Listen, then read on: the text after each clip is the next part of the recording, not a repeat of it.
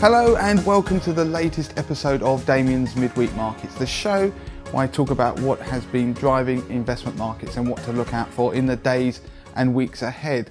Now, since the last show, things have got really interesting in markets. So stocks have rallied, particularly in the US. So we've been driven by FOMO, the fear of missing out, and rotation, with the latter powering the former. So if we go back a couple of weeks and look at what actually happened. If you recall what happened, the Fed, the US Federal Reserve, cut interest rates, and we've already had this extra round of QE announced. But we also had the US and China start to reach out to each other to try and form a trade deal. We're still waiting to see what that is, called phase one. But at the moment, it looks like we are making some headway at least. But Trump, being Trump, yesterday poured some sort of cold water onto that. But last time I asked the question about would Apple drive the stock market higher. If you recall the adage, as goes Apple, so goes the stock market, which basically hints that if Apple, which makes up a large portion of the S&P 500, if Apple stock price starts to rally, then it starts to push the general stock market higher. Now, last time Apple announced some good results and their stock has started to pick up in value.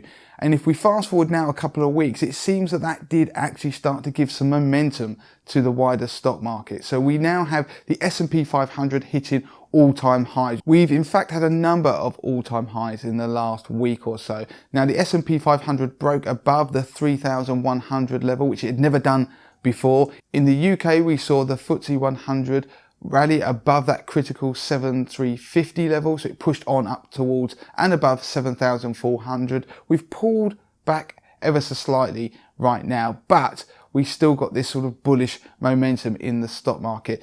Conversely, if you look at bonds, if we take the 10-year US Treasury yield, that was about 1.7 the last time I made this show, but it's now pushed up towards 1.9. Some people are asking the question, could we go above 2%? It's possible, but we're seeing these rotations that I mentioned earlier. In particular, we're seeing a rotation out of bonds into stocks, and that's partly because people are now pricing out the possibility of a recession imminently. So we're now starting to think that the global economy, particularly in the US, may actually be able to start to show some form of recovery. Whether that is pure hope, we've yet to see, but the economic numbers that have been coming out haven't perhaps been as dire, but they're still pretty poor. If you look at the profits from corporates from this year to last year, they are actually falling. So it's not all good news. The fundamentals still aren't rosy, but investors have been gripped by this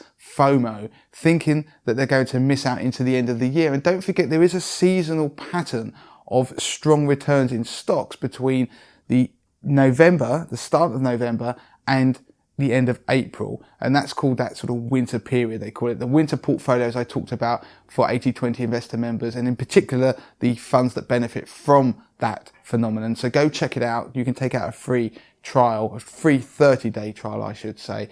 But we're in a positive period generally for stocks. Will we see this Santa rally into the end of the year?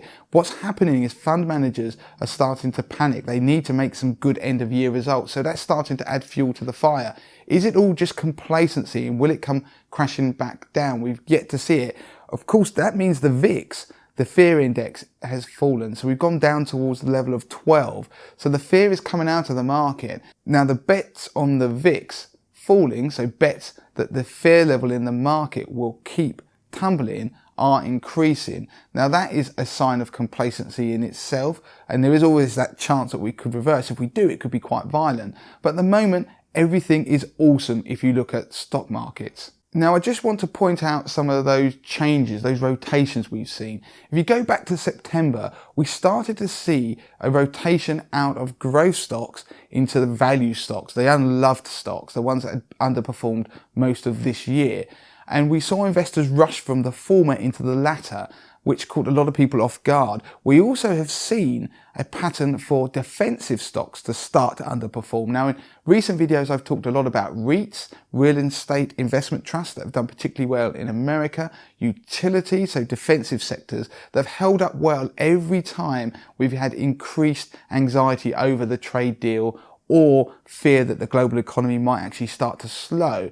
But now that everybody seems to be betting on the fact that we're going to get a trade deal, the Fed has the back of the US economy and obviously the stock market, it means that defensives are started to lag, and cyclical stocks, those things that are most exposed to the economy, are starting to rally. And we're now looking to see if that's going to be sustained, because in the last few weeks that has accelerated. We've seen that happen faster and faster alongside bonds selling off. So those of you who've got slightly defensive portfolios may be wondering why your portfolios are falling in value while the rest of the market is actually rallying, and that is why. And of course, at the same time, we've had the pound continue to rally. We had some news around Nigel Farage saying he wasn't going to contest certain seats where the Conservatives are going to be contesting in the general election. That was seen as positive for the pound. So you've got this perfect storm for defensive UK investors where their portfolios have lagged in October and into the start of November. So we want to see how that pattern plays out. The other trends we're seeing, these other rotations, are from large caps to small caps, and obviously for UK investors that's partly because of the currency. When the pound rallies, the FTSE 100 tends to fall. Of course, if they're also thinking that the UK economy is going to pick up, then domestic UK stocks are where they would want to be, and that's why they've been bid up of late. These rotations are the lifeblood of a bull market in stocks, so we do want to see them, but of course we do want to try and understand why they occur. Is it just because of a fear of missing out? In that case, you could just be getting a final melt up in stock markets before an eventual collapse once the fundamentals catch up. Or are we seeing a change in fundamentals actually happening and the market is slightly forerunning that? So for example, is the global growth or the outlook for global growth improving?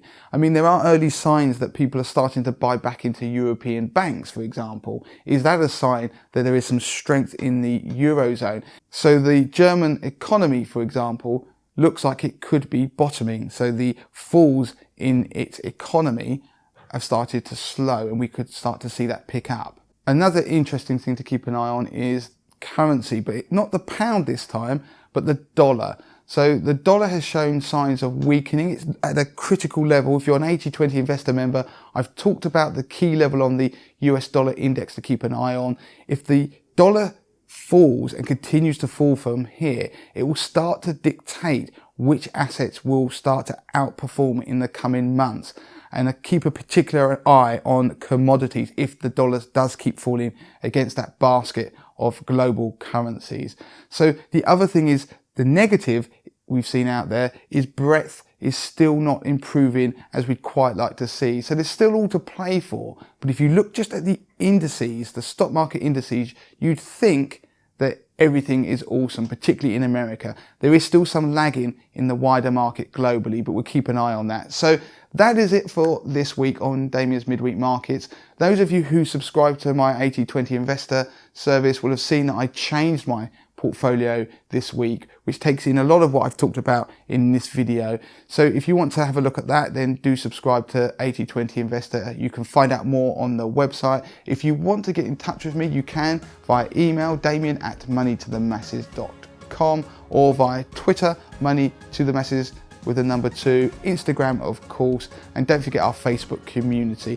And finally, don't forget to subscribe to our YouTube channel. So until next time.